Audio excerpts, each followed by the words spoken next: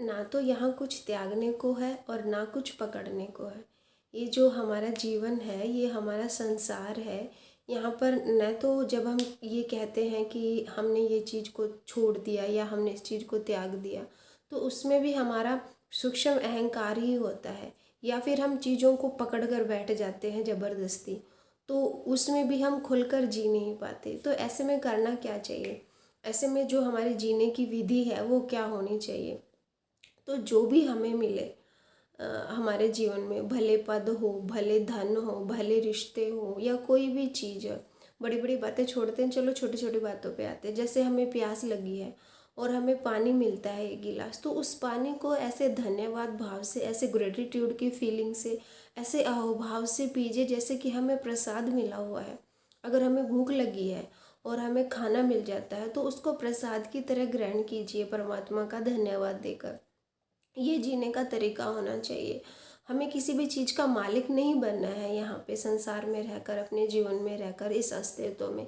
अगर हम किसी भी चीज़ का मालिक बनने की कोशिश करते हैं तो फिर अस्तित्व का या दूसरे लोगों का तो कुछ नहीं जाता, हमारा खुद का नुकसान होता है, क्योंकि हम यहाँ मालिक नहीं हैं।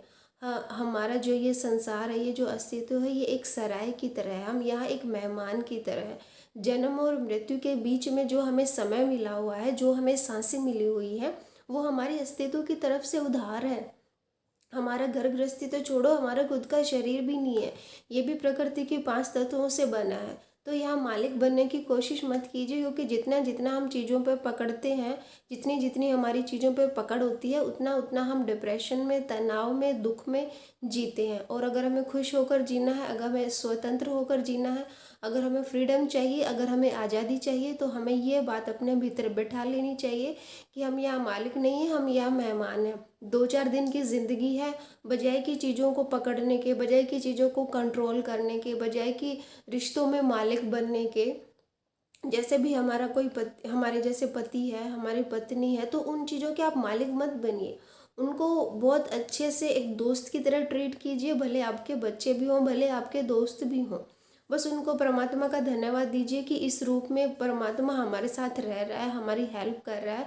अगर हमारी पत्नी है तो हमें दिन रात खाना बना के दे रही है, हमारे कपड़े धो रही है, हमारी सेवा कर रही है, या हमारे साथ रह रही है, उसका साथ रहना भर काफ़ी होता है। आप सोच कर देखिए, अगर आप अकेले हैं तो पूरे संसार में आप अकेले ही हैं, तो आप कैसे जिएंगे?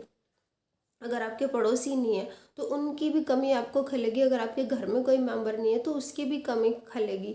तो बजाय कि चीज़ों के फ़ायदा उठाने के, उनका साधन की तरह उपभोग करने के रिश्तों का, बस उनका इतना ही धन्यवाद आप मानिए कि वो मेरे साथ हैं। अगर मैं अकेला होता इस धरती पे तो जीता कैसे? तो बजाय कि संसार को चेंज करने के, अपना जो आपका जो थॉट है, आपका जो लाइफस्टाइल है, आप खुद उसको चेंज करिए, खुद को चेंज करिए। अगर आपको बुराइयां देखनी है तो अपने आप में देखिए, अगर आपको भलाई देखनी है, अगर आपको अच्छाई देखनी है तो वो आप दूसरों में देखिए। तो जैसी दृष्टि वैसी सृष्टि।